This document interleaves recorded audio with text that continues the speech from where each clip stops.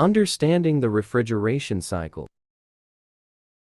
The refrigeration cycle of an HVAC system is a critical component governed by the principles of thermodynamics. To understand how it works, first we need to grasp four key concepts. 1. Heat of vaporization. This refers to the amount of heat required to convert a liquid into a gas. You usually measure it at a liquid's boiling point.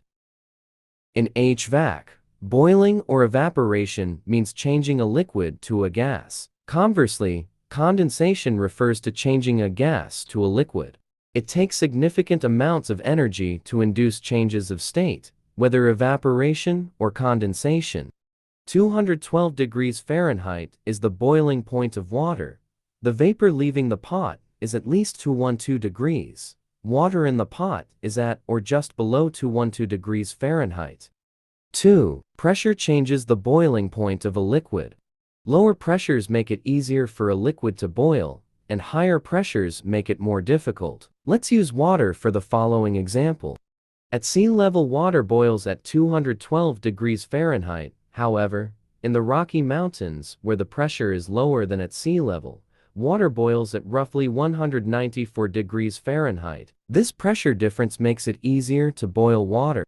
Manipulating a refrigerant's pressure to change its boiling point is a crucial part of what makes the refrigeration cycle possible. 3. Heat energy is neither created nor destroyed, merely transferred.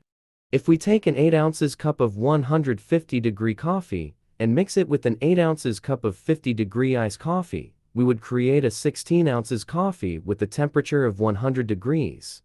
Both amounts of liquid are equal, and the midpoint between 150 degrees and 50 degrees is 100 degrees. 4. There is no such thing as cold, only the absence of heat. When an air conditioner or refrigerator is cooling a space, it isn't adding cold air into the space. The purpose of the refrigeration cycle is to remove the heat in a given area and eject it outside. Less heat means a colder room. The refrigeration cycle in HVAC. Now we know these principles, we can discuss how the refrigeration cycle in HVAC. Keep in mind these core principles of the refrigeration cycle always remain the same, even with more complex HVAC systems like chillers. A refrigeration cycle has four major components: the compressor, condenser, expansion device, and evaporator. Refrigeration remains piped between these four components in the refrigerant loop. The compressor. Refrigerant begins as a cool vapor and heads to the first component, the compressor. The compressor is the engine of the refrigeration cycle. It consumes the most power of an HVAC system's components and forces refrigerant through the system. As the HVAC compresses the cool, gaseous refrigerant, it transforms into a very hot and high-pressure vapor. After compression, the refrigerant moves to the next component in the refrigeration cycle, the condenser. The condenser's job is to cool the refrigerant so it turns from a gas into a liquid, or condenses.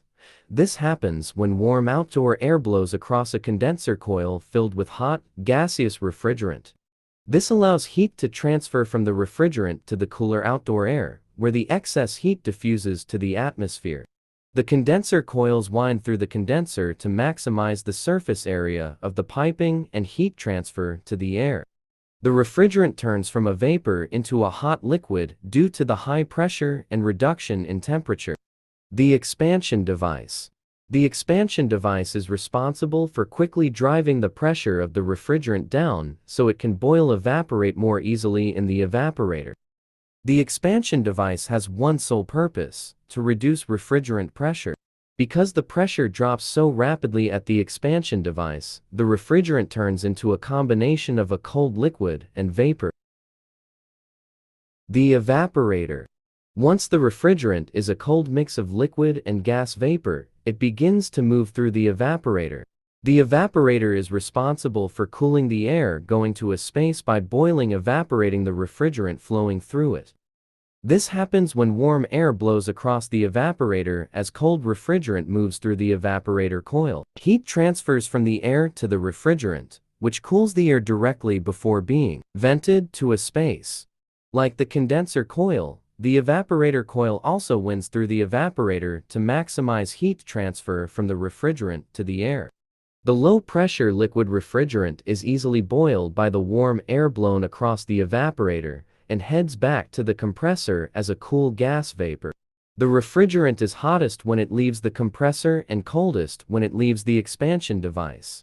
To summarize, refrigerant in the evaporator absorbs heat cooling the air and is expelled from the refrigerant to the outdoor air via the condenser. Simultaneously, the expansion device and compressor help manipulate the pressure of the refrigerant to make the cycle possible.